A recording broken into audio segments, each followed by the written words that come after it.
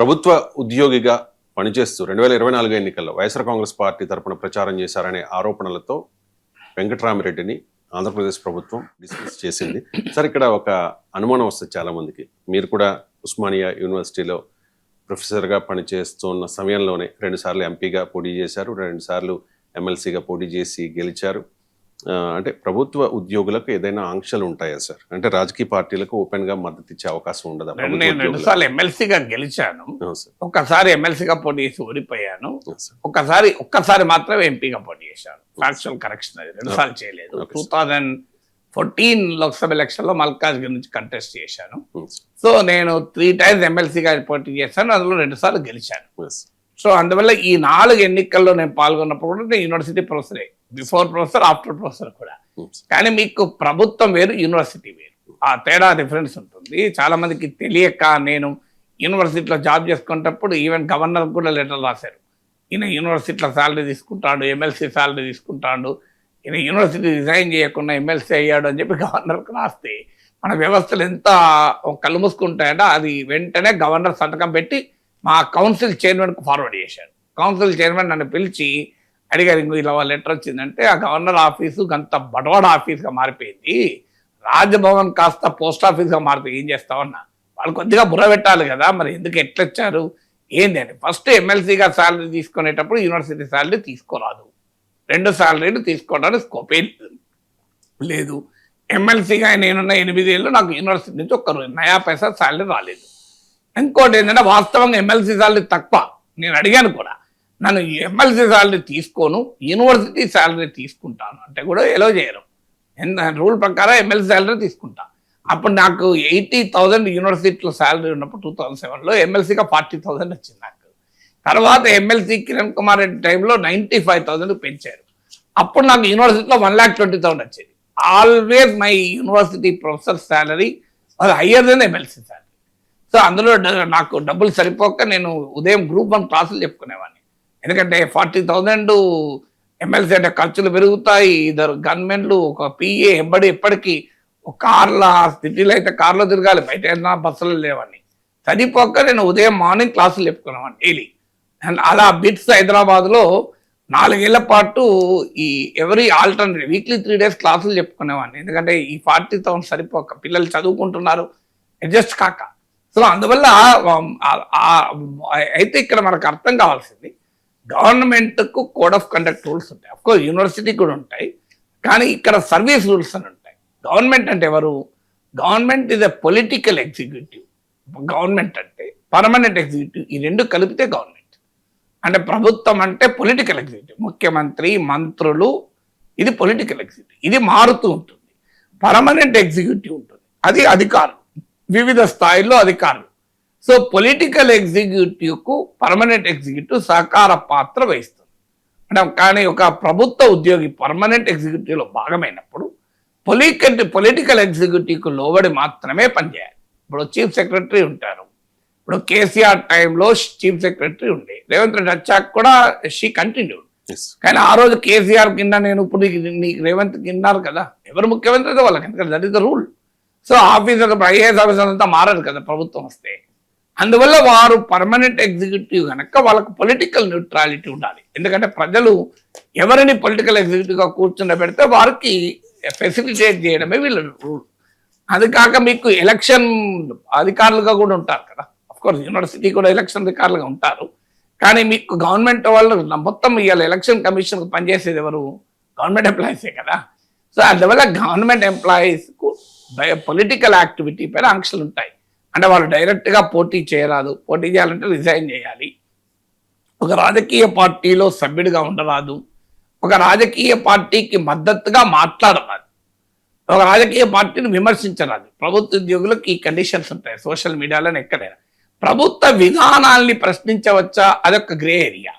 ప్రభుత్వ విధానాల్ని వారి భావ ప్రకటన స్వేచ్ఛ ఉంటుంది కదా, ఆ ప్రభుత్వానికి అనుకూల వ్యతిరేక ప్రచారం చేయడం వేరు, ఒక అంశం పైన అది కూడా తమకు సంబంధించిన అంశం పైన వ్యాఖ్యానించడం వేరు. అక్కడ గ్రే ఏరియా ఉంటుంది. భావ ప్రకటన స్వేచ్ఛ, మరి ఇప్పుడు ఆర్టీసీ ఉద్యోగి ఆర్టీసీ ప్రభుత్వ విధానాన్ని ప్రశ్నిస్తూ చేస్తే సస్పెండ్ చేశారు, అది ఇష్యూ కూడా నడిచింది. సో ఇక దాంతోపాటు ఏ ఫ్రీడమ్ ఉండదా? నేను పాట పాడుకుంటా, పాట కూడా వాడరాదా గవర్నమెంట్ ఎంప్లాయీ అంటే తప్పది. ఇక్కడ గవర్నమెంట్ ఎంప్లాయీ కూడా భావప్రకటన స్వేచ్ఛ ఉంటుంది కదా. రాజకీయపరమైన భావాలను వ్యక్తం చేయడం ద్వారా పర్మనెంట్ ఎగ్జిక్యూటివ్లో భాగమైన ప్రభుత్వ ఉద్యోగులు పొలిటికల్ న్యూట్రాలిటీ ఎంబరాస్మెంట్ కూడా ఉంటుంది. ఉదాహరణకు మంత్రి ఉంటాడు, ప్రిన్సిపల్ సెక్రటరీ ఆ మంత్రి విధానాల్ని వ్యతిరేకించారనుకోండి, ఎలా ఉంటుంది? ఇప్పుడు చీఫ్ సెక్రటరీ P4కు వ్యతిరేకంగా మాట్లాడితే ఎలా ఉంటుంది చెప్పండి. అందువల్ల మీకు హెల్త్ సెక్రటరీ జనాభా పెరుగుదలను చంద్రబాబు అడుగుతున్నాడని దాన్ని వ్యతిరేకిస్తూ మాట్లాడేది అనుకోండి. So that creates confusion in the public administration కదా. అందువల్ల ప్రభుత్వ ఉద్యోగుల విషయంలో ఈ రాజకీయపరమైన ఆంక్షలు ఉంటాయి. ఇక ప్రభుత్వ ఉద్యోగులు కాని వాళ్ళు ఉంటారు ఈ యూనివర్సిటీలో. ఇప్పుడు చాలా మంది వాదిస్తారు, యూనివర్సిటీకి గవర్నమెంటే కదా ఫండ్స్ ఇచ్చేది, ఇవ్వచ్చు. మీకు యూనివర్సిటీ కాదు, ఇప్పుడు ITDA ఉంది, శత్రుచర్ల విజయరామరాజు కేసు ఉంది. మీకు శత్రుచర్ల విజయరామరాజు కేసులో కోర్టు చెప్పింది ఏంటి? It may be solely funded by the government, అంటే పూర్తిగా ప్రభుత్వ నిధులతోనే పనిచేయచ్చు. ITDA ప్రభుత్వమే కదా, పూర్తిగా ప్రభుత్వ నిధులతో పనిచేసినా కూడా అది ప్రభుత్వం కాదు అని తీర్పిచ్చింది. ఎందుకు కాదు అంటే because who is your employer. Ultimately మా క్వశ్చన్ ఏమవుతారంటే నీ ఎంప్లాయర్ ఎవరు? ఇప్పుడు నా ఎంప్లాయర్ ఎవరు? Registrar Osman city. So registrar Osman city నన్ను నియమించాను, నన్ను నాట్ గవర్నమెంట్ నియమించలేదు. నేను ఎలక్షన్ డ్యూటీ కూడా చేయొచ్చు, ఒక బాంబే హైకోర్టు జడ్జిమెంట్ కూడా ఉంది. ఎలక్షన్ డ్యూటీ కూడా యూనివర్సిటీ ఎంప్లాయీస్ కంపల్సరీ చేయాలి అని రూలే లేదు అని కూడా. You are not government employees అని కూడా యూనివర్సిటీ ఒక 10 జడ్జిమెంట్ ఉన్నాయి, ఒక్కటి కాదు 2 కాదు, 10 జడ్జిమెంట్స్ ఉన్నాయి, మోర్ దెన్ 10 జడ్జిమెంట్స్ ఉన్నాయి. University employees are not government employees. మీకు ఉదాహరణ ఇప్పుడు గవర్నమెంట్ స్టేట్ గవర్నమెంట్ DA ఇస్తుంది, వెంటనే మా DA పెరగదు.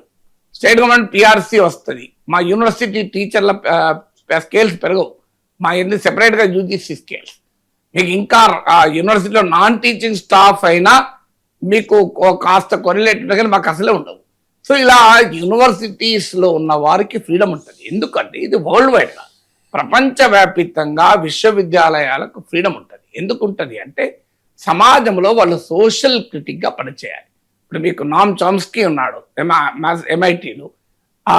మీకు నామ్ చామ్స్కీ ఓపెన్గానే మీకు విమర్శిస్తూ ఉంటాడు కదా. అమెరికన్ యూనివర్సిటీలో ప్రొఫెసర్గా ఉన్న నామ్ చామ్స్కీ అమెరికన్ యూనివర్సిటీ విధానాల్ని ప్రశ్నిస్తూ ఉంటాడు.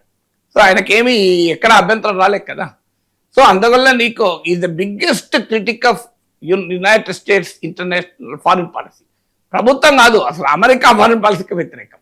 అందువల్ల చాలా మందికి ఆ డిస్టింక్షన్ అర్థం కాదు. ఎందుకంటే universities are social critics. So యూనివర్సిటీలో ఉన్న వారికి సంపూర్ణ స్వేచ్ఛ ఉంటుంది. ఇప్పుడే కాదు, నేను ఇప్పుడు 1988లో ఉస్మాన్ సిటీలో చేరాను. 1990sలో కూడా నేను చీఫ్ మినిస్టర్కు వ్యతిరేకంగా వ్యాసాలు రాశాను. సో టీవీలో మాట్లాడాను, నా పైన మరి ఎప్పుడో నన్ను సస్పెండ్ చేయాలి కదా, డిస్మిస్ చేయాలి, చేయలే కదా. ఇన్ని ప్రభుత్వాలు మారాయి, అన్ని కాంగ్రెస్, TDP, TRS, ప్రతి ప్రభుత్వం, BJP అన్ని ప్రభుత్వాలను ప్రశ్నించాను కదా, నాకు ఎక్కడ ఏమీ కాలే కదా. సో రోజు అది కూడా ఉదయం లేస్తే టీవీలో కనబడేవాడిని కదా, బహిరంగ రాజకీయ యాక్టివిటీ కూడా కాదు కదా, ఓపెన్గా రాజకీయ అభిప్రాయాలు చెప్పేవాడిని కదా, ఇది తప్పు ఇది రైట్ అని. రాజకీయ పార్టీలో చేరకపోవచ్చు, రాజకీయ పార్టీలో చేరితే కండక్ట్ రూల్స్ అభ్యంతరం చెప్తాయి. కానీ రాజకీయ నేను ఇండిపెండెంట్ ఎమ్మెల్సీగా పోటీ చేశాను. నాకు ఈవెన్ ఈ ఇష్యూ వచ్చింది 2007లో నామినేషన్ వేస్తే స్క్రూటినీ అప్పుడు ఎవరో అబ్జెక్షన్ చెప్పారు. సో అప్పుడు సంజయ్ జాజు అని రిటర్నింగ్ ఆఫీసర్, ఆయన ఇప్పుడు గవర్నమెంట్ ఆఫ్ ఇండియాలో ఉన్నట్టున్నాడు. సో ఆయన అడిగితే నేను అప్పుడు మా ఫ్రెండ్ మాడబు శ్రీధర్ నాకు ఒక 40-50 పేజెస్ కేసులా ఆయన స్టడీ చేసి నోట్స్ ఇచ్చాడు. అవన్నీ పెట్టి నేను మాట్లాడుతుంటే ఆయన నుండి professor I don't know all this, I will refer it to the election commission అన్నాడు. అని ఎలక్షన్ కమిషనర్ రెఫర్ చేశాడు. Election commission of India advocate తమ లీగల్ అడ్వైజర్కి అటార్నీ జనరల్కు రెఫర్ చేశారు. వాళ్ళు సింపుల్గా ఒక సెంటెన్స్ ఇచ్చారు, ప్రొఫెసర్ నాగేశ్వర్స్ ఆర్గ్యుమెంట్స్ ఆర్ కరెక్ట్ అని. So university employee is not a government employee. So we have freedom, మేము మాట్లాడచ్చు, మేము మాట్లాడాలి కూడా. ఎందుకంటే we have to perform the role of public intellectuals. ఎవరు మాట్లాడకపోతే సమాజం డెమోక్రసీ అన్యాయం అవుతుంది కదా. Dissent is integral to democracy కదా. అందువల్ల universities are known to perform that role as a social critics.